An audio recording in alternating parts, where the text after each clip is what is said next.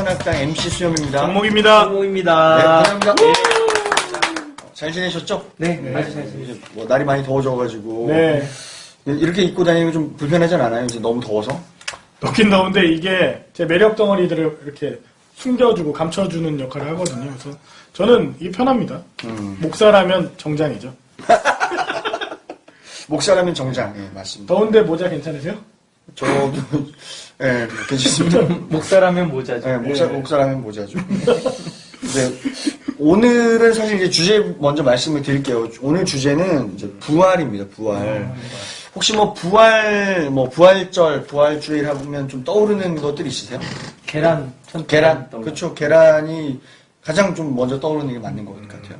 저는 이거 말해도 되는지 모르겠는데 그 전에 교회에서 대표기도 하시던 장로님께서 부활절 발음을 그 파이어 에그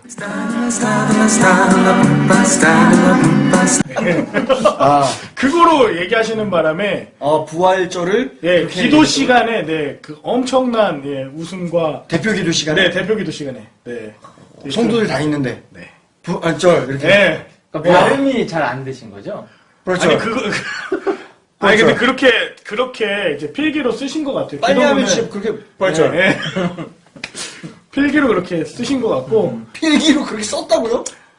굴려서 발음하다 보니까 부활절 이렇게 된 것 같습니다. 그렇구나. 네. 저는 뭐 부활절 하면 사실 좀 아픈 기억인데 이전에 있던 교회에서 그 부활절 되면 계란 아까 말한 나눠주는데 계란을 뭐 하나 나눠주느냐 아니면 나가서 뭐 2개를 나눠주느냐 이걸 가지고 두 분이 싸우기 시작하신 거예요. 성도님 두 분이. 그래서 한 분이 교회를 떠나시는 그런 일들 보면서 부활절 참 기쁜 날이고 잔칫 날인데 그거 몇 개 나눠주느냐로 싸우는 것 때문에 뭐 교회를 떠나고 이런 일들 보면서 기쁨을 알리려다가 참 안타까운 일을 좀 기억이 납니다. 그러면은 계란 파동 이런 거라든지 부활절에 애꿎은 계란만 계속 희생 당하는 건데 왜 계란을 먹게 됐죠? 그러니까 부활절 하면 계란인데 왜 계란 먹는 거예요? 제가 알기로는 그냥 이거 제가 옛날에 들었던 것 같은데 계란이 깨지잖아요, 이렇게. 무덤을 깨고 나온 예수님. 그럼 뭐 일리가 있네요. 부화가 부활이랑 비슷해요. 발음 조심하세요. 네, 부화가 부활. 네. 발음 오늘 좀 조심하시죠. 네네네. 네. 저는 제가 알기로는 이스터라고 하는 그 부활절의 신이 계란을 즐겨 먹었다 그래서 어느새부턴가 그 서양에서는 특별히 계란이 그 공휴일하고 섞이면서 이렇게 계란을 먹는 풍습. 그래서 실제로 계란 숨겨놓는 그런 계란 찾기, 계란 굴리기 이런 것들이 외국에서는 또 독일이라든지 미국에서는 많이 흔히 있는. 재밌겠다. 교회에서 하는 게 아니라 밖에서도 하고 교회에서도 하고. 근데 그게 그러면은 어떤 다른 신, 이방신, 여신? 네, 그거를 풍습을 따온 거네요? 약간 크리스마스하고 좀 비슷해요. 그러니까 이스터에는 또 특별히 토끼, 부활절 토끼가 또 이 계란을 나눠준다고 하는데 마치 산타클로스 할아버지가 아이들에게 선물을 나눠주는 것 같은 그런. 예수님하고 상관이 없는 토끼잖아요. 근데 부활절의 의미를 예수께서 다시 사셨다. 토끼가 다산의 상징이거든요. 새끼를 많이 난다고. 그래서 풍요와 어떤 봄에 맞는 그 동물로서 그 토끼를 부활절의 동물로. 그러니까 그거하고 예수님하고 무슨 상관이에요? 예수님 무덤에 토끼가. 그러니까 이런 거네. 그 산타크로스 그 크리스마스 하면 산타크로스가 떠오르는데 사람들 인식에 예수님하고 사실 상관이 없잖아요. 산타크로스하고 그거랑 비슷한 게 아닐까. 근데 이런 문화는 좋은 건가요? 아쉬움이 아닐까 싶기도 한데 왜냐면 뭐 좋은 면도 있긴 있겠지만 예수님 주인공이신 예수님이 좀 잊혀지면서 토끼가 더 부각되고 달걀이 부각되고 뭐 아무리 좋은 의미를 할지라도 예수님보다 다른 것들이 부각되는 것은 좀 신앙인으로서는 좀 안타까운 부분이 아닌가 싶네요. 그러네요. 저도 부활했는데 달걀부터 떠오르는 거거든요. 목사로서 참. 그런데 부활절 하면은 또 날짜가 막 그 해마다 달라요. 그래서 어떤 때 3월. 4월일 때 있고 3월일 때 있고 왜 그런 거예요? 그 이제 325년 니케아 공의에서 정한 그 부활절을 충분히 지난 만월, 그러니까 보름달 지난 주일, 충분 만월 다음 주일을 되게 어렵네요. 그러니까 이게 계속 바뀌는 거예요. 그러니까 봄 춘분이라는 게 결국은 봄을 알리는 때고 그다음 보름달이 가장 그 왕성할 때 그 다음 주일을 부활절로 하게 되면서 사순절이 이제 부활절에서 40일을 앞둔 주일을 뺀 이제 40일이잖아요. 그러니까 계속 바뀌어요 매년. 어떤 땐 3월, 어떤 땐 4월 초, 어떤 땐 4월 말. 그 음력 계산인 거죠? 그렇죠. 예, 그런 거죠. 춘분이 결국은 음력을 따르기 때문에 그렇습니다.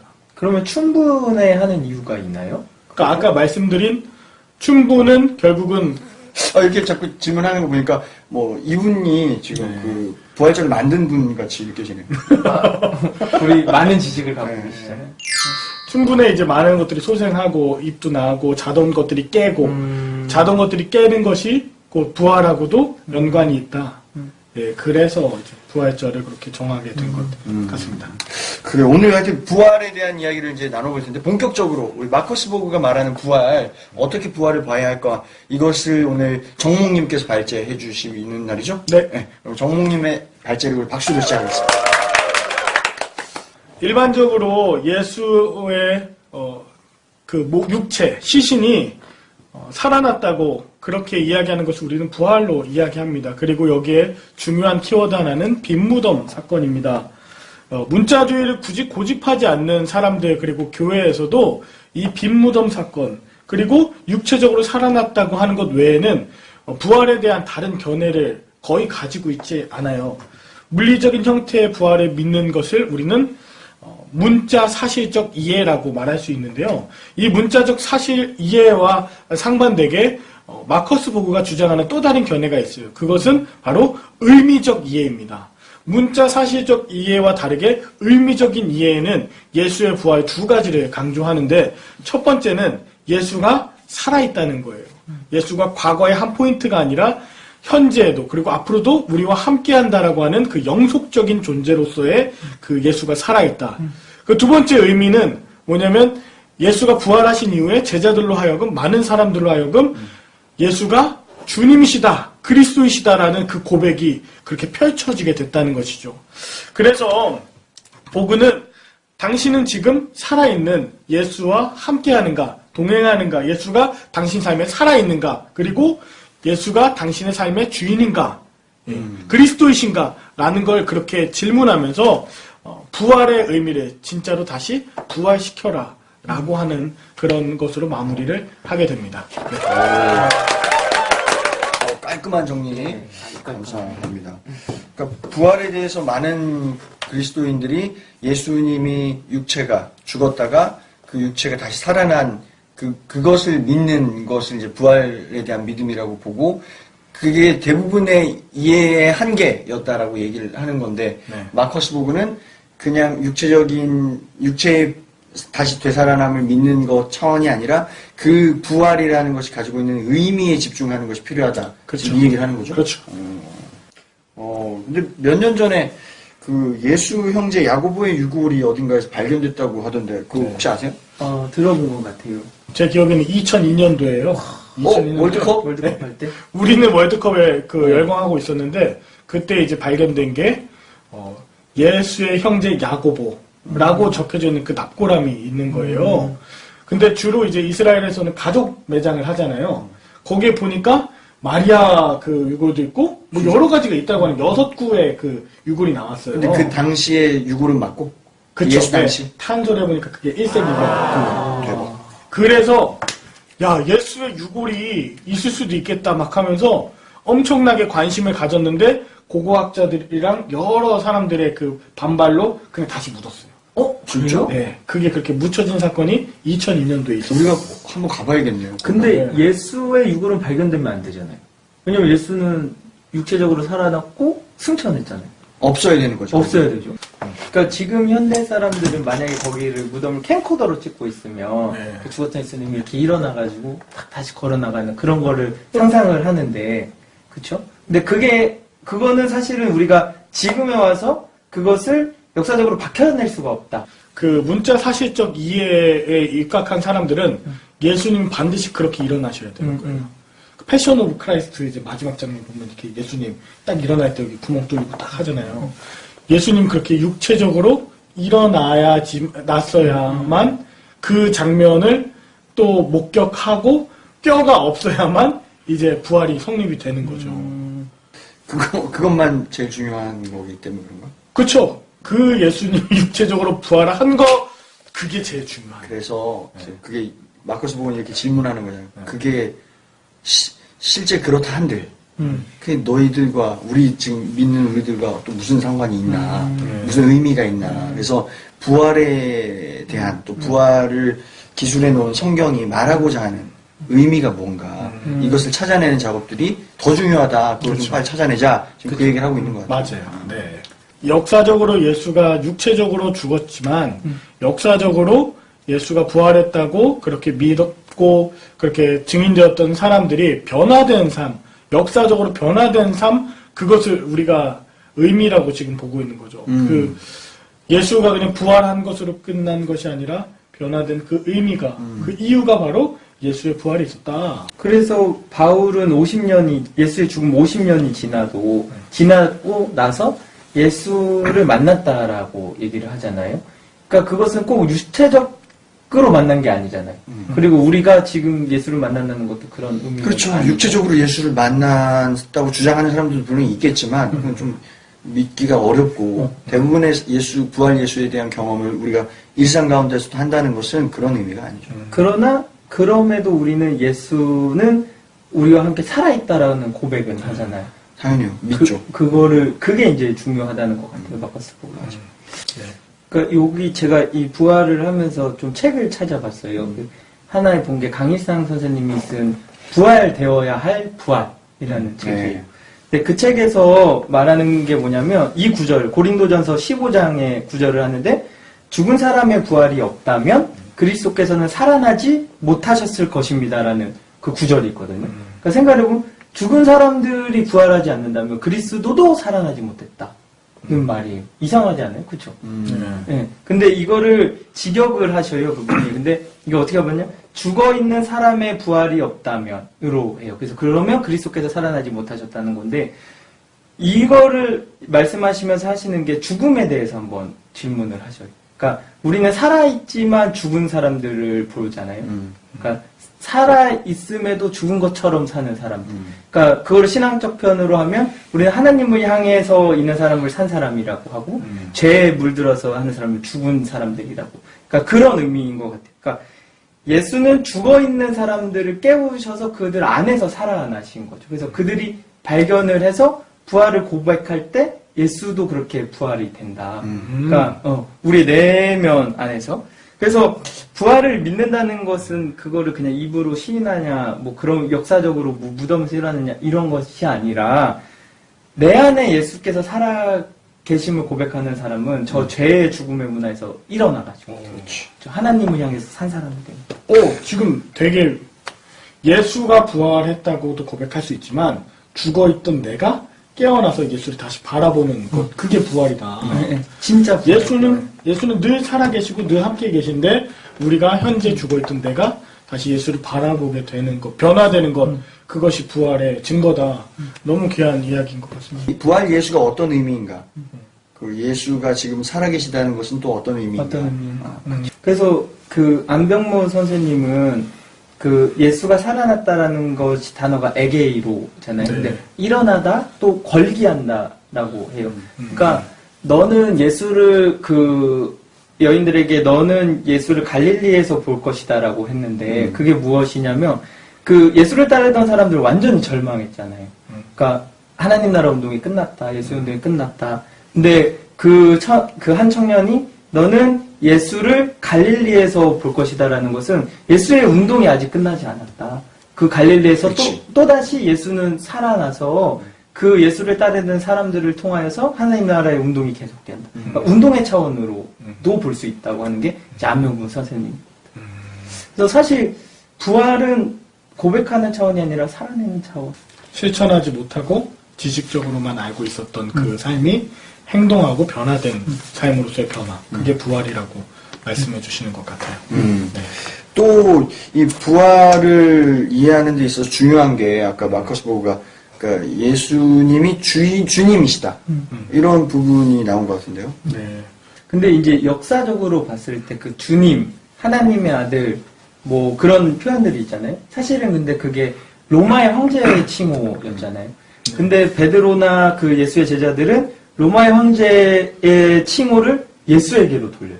감히. 그러니까 사실은 그 예수의 죽음에서도 우리가 얘기했지만 이거 상당히 정치적인 의미도 내포되어 그렇죠. 있는 거잖아요. 그러니까 예수를 주님이라고 고백했던 것은 저 황제가 아니라 이곳에서 하나님 나라를 열어가시는 그 민중들과 함께한 예수가 정말 주님이다 라는 고백. 예수가 정치적으로 십자가에 달려서 죽었는데 그 그쵸. 정치적인 표현을 다시금 예수가 나의 주님이시다라고 완전 죽음도 두려워하지 않고 십자가를 이기는 그런 용기 있는 고백이자 결단이네요.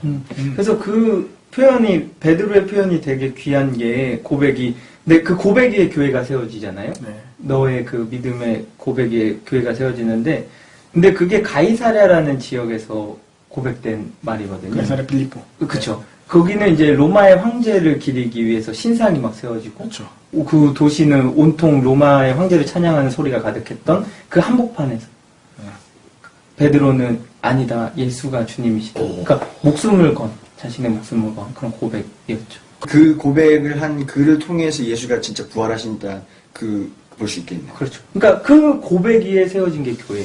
저는 그 문자적으로 예수가 정말로 살아났냐 안 살아났냐 이게 별로 우리에게는 중요치 않은 것 같아요. 그렇죠? 마커스 보그가 말한 것처럼 그렇죠.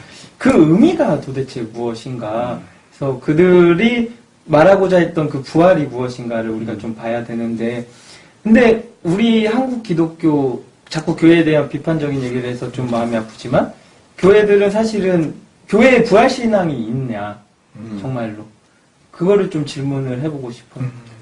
예수가 주인이시다, 주님이시다 이렇게 고백을 하는 신앙이 우리에게 제대로 있는가 부활 예수가 진짜 우리의 주님이신가 물어봐야 한다라는 말 같고 주님이 육체적으로 부활하심을 믿습니다라고 계속 이렇게 이야기는 하지만 실제로 우리는 그 부활하셔서 살아계신 주님을 주님으로 모시지 않고 살아가는 경우가 얼마나 많이 있어요. 그러니까 부활이 나오게 된 제가 알기로는 그 부활의 소망이 나오게 된 게 의로운 자들의 그 핍박과 죽음으로 인해서라고 저는 알고 있거든요. 그러니까 의로운 자들 하나님의 뜻을 따라 사는 사람들이 너무나 핍박과 박해의 상황에서 죽는 거예요. 그래서 하나의 그 구원의 방법이 그 다니엘처럼 하나님이 그 사자의 입을 틀어 막아버리고 이렇게 실질적인 도움이 주는 게 하나였다면 그럼 죽은 사람들은 어떻게 되는 거냐? 그랬을 때 나온 것이 하나님이 부활시켜 주신다. 이게 바로 믿음의 고백인데, 그러니까 부활을 믿는다는 것은 일단 내가 의로운 삶, 그 십자가의 삶을 걸어갈 때 그런 사람들이 할 수 있는 그렇죠. 고백인 것 같아요. 너무 중요한 얘기다.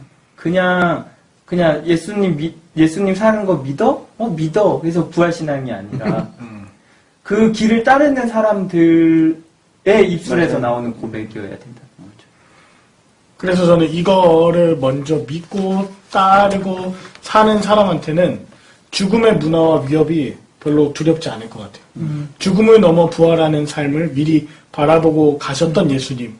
그래서 십자가도 내가 지난 시간이었죠. 자발적 희생의 길을 십자가의 길에 걸어갈 수 있었던 것도 이런 부활에 대한 그런 소망이 분명히 있으시지 않았을까라고 저는 조심스럽게 좀 기대해보고 그런 의미에서 우리도 여러 가지 십자가를 지고 올라가는 골고다 언덕길이 있을지 모르겠지만 부활을 우리가 소망하고 나아간다면 분명히 그 모든 삶에서 어떤 의미에서든 어떤 모습이든 하나님 우리를 통해서 하나님 나라를 확장시켜 가신 부활이 있을 거다. 제가 그 갈릴레아의 예수 안병무 선생님 책을 잠깐 봤는데 이 말이 되게 저한테는 다가왔어요. 그러니까 예수의 부활은 순환의 반열에 참여하는 자들에게만 현실이 될 뿐이다. 구경꾼에게 인식될 수 있는 그런 것이 아니다. 그러니까 예수의 부활은 예수를 따르는 사람들에게만 인식이 될 수 있다라는 말씀을 하시거든요. 도전도 되고 위로도 되고 하는 말씀인 것 같아요. 예수의 순환의 그 걸음에 동참하는 자들에게 부활도 경험되어질 수 있다. 혹시 이 부활 마무리하면서 한마디씩 하시고 싶은 말씀 있으면 해주시죠. 그러니까 혹여나 이런 우리들의 얘기를 들었을 때, 예수의 부활을 믿지 않는 거 아니야? 라는 의문을 갖고 계시는 분들이 있을 수도 있을 것 같아요. 그런데, 저 개인적인 신앙으로는 저는 부활을 정말로 믿거든요. 예수의 부활도 믿고, 우리의 부활도 믿고, 언젠가 그 하나님 나라가 이루어졌을 때, 다시 살아나서, 잠에서 깨어나서 그 하나님 나라에서 살아가는 것을 믿는데, 그러니까, 우리들의 이야기를 듣고 시험에 안 들었으면 좋겠는 마음이 좀 크고, 그러니까 그러한 부활을 믿어도 저는 뭐 그게 그러니까 맞는지 안 맞는지는 우리가 뭐 할 수가 없잖아요. 정답은 주어줄 수는 없지만, 나 부활의 의미는 다시 한번 좀 생각해보죠. 그럼요. 이 얘기를 좀 드리고 싶네요. 부활을 믿고 어떻게 사는가 결론은 다 그런 거지. 그렇죠.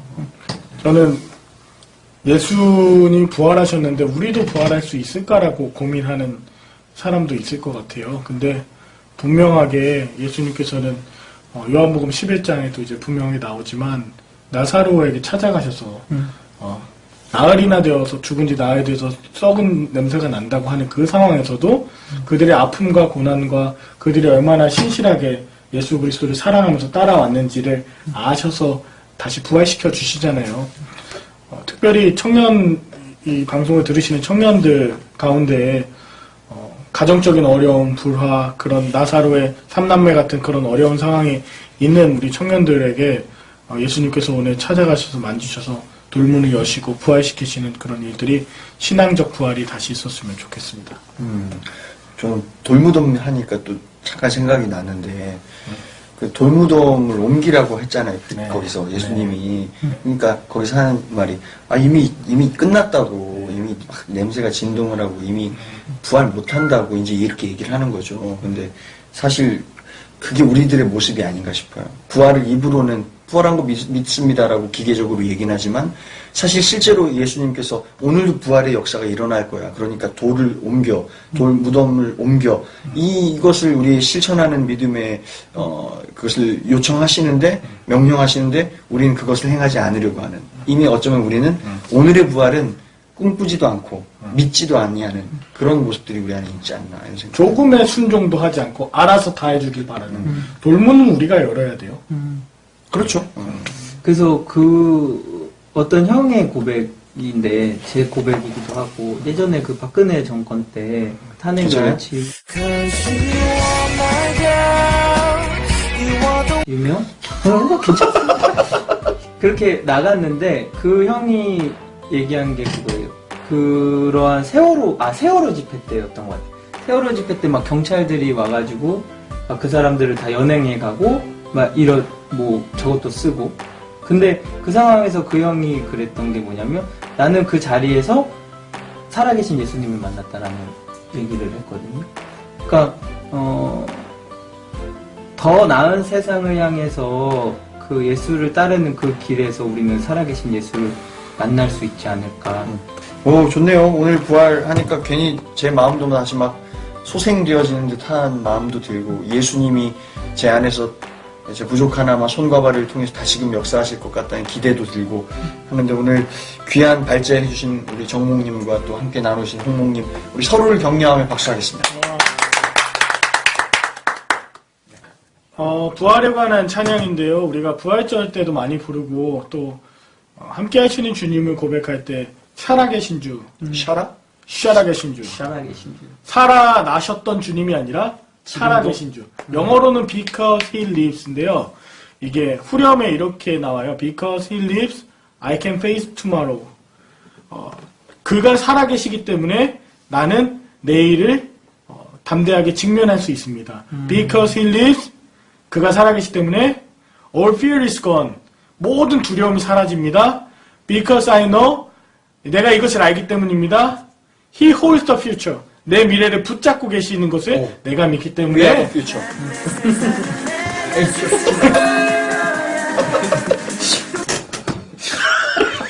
We have a future. And life is worth living. 정말 살아있는 것, 정말 가치 있는, 그 생명이 가치 있는 것을 아는 것은 because he lives. 그가 살아계시기 때문입니다. 또 내 삶이 내일도, 그리고 지금도, 그리고 과거도 앞으로도 주님께서 계속 살아계심으로 동행하고 있고 두렵지 않다 이런 찬양인데요. 가사. 원래 그 영어로 하니까 진짜 은혜로운 찬양이네요. 전 몰랐어요. 오늘 이거 뭐 영어로 부를 건가요? 후렴만. 그러면은 뭐 저는 빠지겠습니다. Because he